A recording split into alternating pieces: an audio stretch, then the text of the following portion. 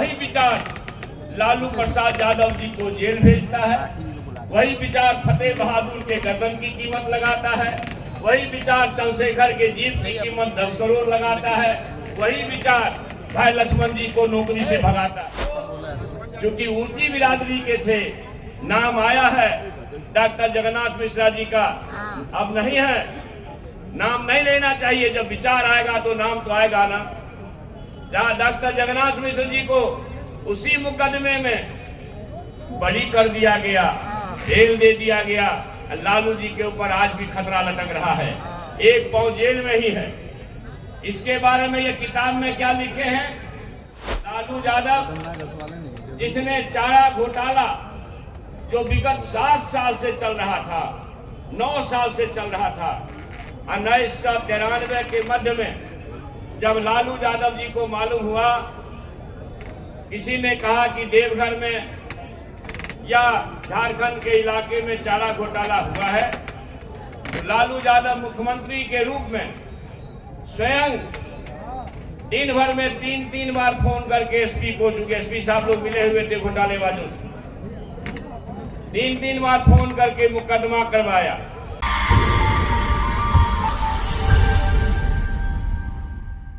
मगर एक चीज कहना चाहता हूं और अपनी बात समाप्त करूंगा, उससे पहले जो आप अभी भी हजारों लोग हैं, एक सबूत लेके आया कि खेल कहां से शुरू होता।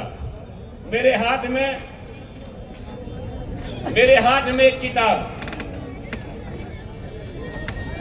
हमारे महान पुरखा एकलव्य का अंगूठा काटा गया, याद करिएगा, एकलव्य का अंगूठा जिनने काटा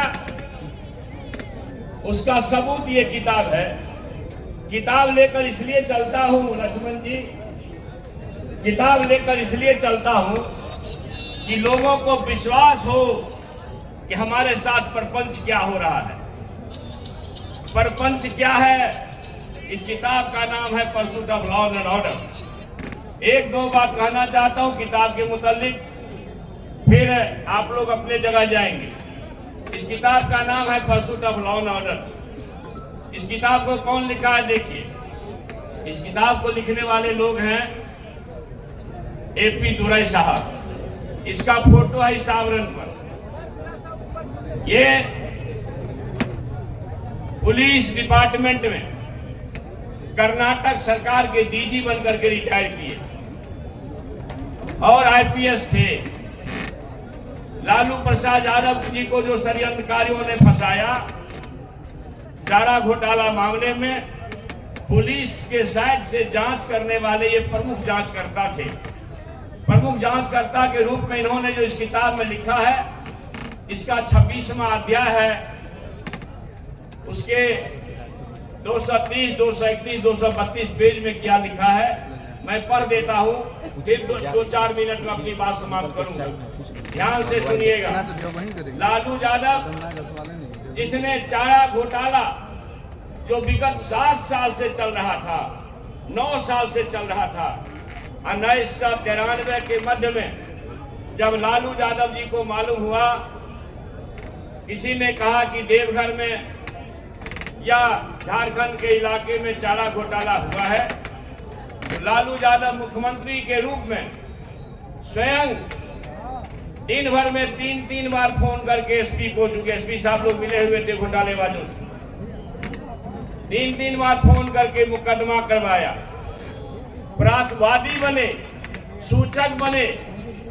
लालू प्रसाद ही चारा घोटाला के मामले को विजिलेंस को दिए, लालू यादव ही चारा घोटाला मामले में जांच CBI को दिए, और जो 7 साल से पहले से लौट रहा था वो चूंकि ऊंची बिरादरी के थे, नाम आया है डॉक्टर जगन्नाथ मिश्रा जी का, अब नहीं है, नाम नहीं लेना चाहिए। जब विचार आएगा तो नाम तो आएगा ना। जहाँ डॉक्टर जगन्नाथ मिश्रा जी को उसी मुकदमे में बरी कर दिया गया, जेल दे दिया गया, लालू जी के ऊपर आज भी खतरा लटक रहा है, एक पांव जेल में ही है। इसके बारे में ये किताब में क्या लिखे हैं AP दुबे साहब से मैं पढ़ देता हूं। चारा घोटाला के मुख्य जांच अधिकारी रहे एपी दुरई ने अपनी आत्मकथा के अध्याय 26 का टाइटल दिया है the CBI versus Lalu Prasad Yadav. इस सेक्शन के पेज संख्या 230, 231, 232 में लिखा है कि सीबीआई ने अपने द्वारा दायर 49 मुकदमों में से 7 में लालू प्रसाद यादव को मुजरिम बनाया है। उन्होंने लिखा है कि लालू प्रसाद यादव एवं कुछ आईएएस को फंसाने का गंभीर षड्यंत्र किया गया है। देश की न्यायिक व्यवस्था में ऐसा होना ठीक नहीं है। उन्होंने लालू प्रसाद यादव को बिना मुजरिम सिद्ध हुए ही खुद ही उन्हें अपराधी घोषित कर दिया। दोषी साबित होने और लालू यादव के जेल जाने से इस पुस्तक को लेकर सियासत शुरू हो गई है। जांच अधिकारी एपी दुरई ने किताब में आगे लिखा है, ध्यान से सुनिएगा। मैं समझता हूं लालू प्रसाद यादव का ही पिछड़ा होना उन्हें अपराधी घोषित करने के लिए काफी था। सीबीआई द्वारा लालू को क्रश करने की योजना को मूर्त रूप दिया गया, क्योंकि लालू इस देश की हजारों वर्ष पुरानी सनातन और जड़ हो चुकी व्यवस्था को चुनौती दे दिए थे। लालू ने राम रथ रोक दिया था। लालू ने आरक्षण के लिए जोर लगा दिया था। लालू ने मंडल कमीशन को लागू करवाने के लिए अपनी पूरी ताकत पूंजी झोंक डाली थी। लालू ने राम जेठमलानी को मंडल कमीशन के केस का वकील हायर कर सुप्रीम कोर्ट में से लेकर लड़ाई लड़ने का काज किया। लालू जी ने बिहार में सूत्रों को जीवंता दी। दमित पीड़ित लोग अब लालू के कारण बोलने लगे। यदि लालू यादव को साजिश के तहत जेल में फंसाया गया है तो ये सवाल उठता है, मतलब क्यों फंसाया गया? क्योंकि लालू यादव ने आरक्षण के लिए जोर लगा दिया था। लालू ने राम रथ रोका था, तो लालू यादव जेल जाएंगे। इसलिए नफरतवाद लक्ष्मण यादव की नौकरी क्यों खत्म हो जाती है? क्योंकि वो गरीबों का आवाज बनने का कोशिश किए। मानवीय सिद्धांत और इंसानियत के सिद्धांत को लागू करने के लिए देश भर में अलग जगाने का काम लक्ष्मण यादव जी किए। फतेह बहादुर जी के गर्दन की जीभ की कीमत लग गई, हमारे जीव की कीमत 10 करोड़ लग गई। आप समझिए, जिन विचारों ने, जिन ताकतों ने क्लब हमारे महान पुरखा क्लब का अंगूठा काटा, जिन विचारों ने हमारे इतिहास पुरुष बिहार के लेलिन शहीद जगदेव प्रसाद जी का कत्ल किया, जो विचार, वही विचार लालू प्रसाद यादव जी को जेल भेजता है, वही विचार फतेह बहादुर के गर्दन की कीमत लगाता है, वही विचार चंद्रशेखर के जीव की कीमत 10 करोड़ लगाता है, वही विचार भाई लक्ष्मण जी को नौकरी से भगाता है। इसलिए आप सभी से कहना चाहता हूं कि आप देखिए तनी लोगों ने क्या किया। हम नौकरी बांट रहे हैं। 1 साल के अंदर बिहार लगभग 5 लाख लोगों से ज्यादा लोगों को नौकरी दिया है, मगर जिनको साले साल 2-2 करोड़ देना था, अभी तक कम से कम 10 साल पूरा होने वाला है, 20 करोड़ नौकरी होती, तो वो क्या दिया? रेल बेच दिया, रेल बेच दिया, सेल बेच दिया, हवाई अड्डा बेच दिया, हवाई जहाज बेच दिया, लाल किला बेच दिया। स्कूल को बेचने की तैयारी 1920 में ही कर लिया। शिक्षा आपके पहुंच से दूर हो जाएगी। नई शिक्षा नीति ऐसी बनी है, हम नौकरियां दे रहे हैं, वो गांव-गांव में अक्षत पहुंचा रहा है। क्या अक्षत आपके बेटा को चपरासी से कलेक्टर तक बनाएगा? कि स्कूल आपके बेटा को, कलम किताब आपके बेटा को चपरासी से कलेक्टर तक बनाएगा? क्या अक्षत आपके बेटा को सिपाही से एसपी तक बनाएगा? निश्चित रूप से कलम, कबात, किताब और स्कूल ही आपके बेटा को सिपाही से एसपी तक बनाएगा। तो पढ़ाई लिखाई करना है अगर एक संदेश है, और पढ़ाई लिखाई आदमी के जीवन का, परिवार का, समाज का और देश राज्य के अंधकार को दूर कर सकता है।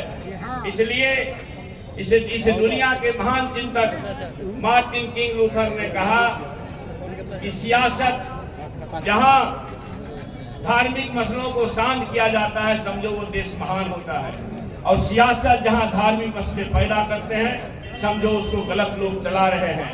इसलिए हे डेहरी और सोन के वासियों, महान पुरखों के महान संतानों, अंत में आपसे कहना चाहता हूं कि अक्षत बेचने वालों से बचिए, मंदिर के नाम पर व्यवसाय करने वालों से बचिए,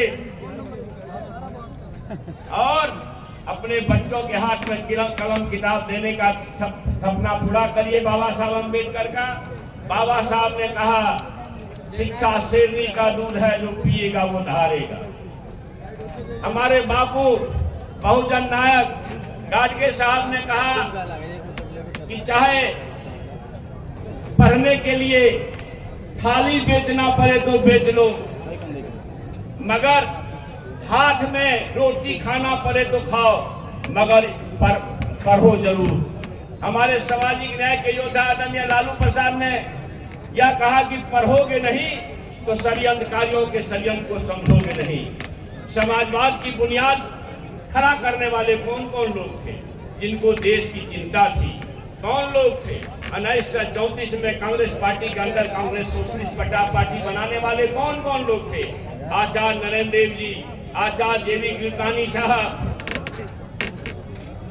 यूसुफ मेहर अली साहब, डॉक्टर लोहिया साहब, जयप्रकाश नारायण जी, और बाद के दिनों में मधुली में जनेश्वर मिश्र। क्यों भाई?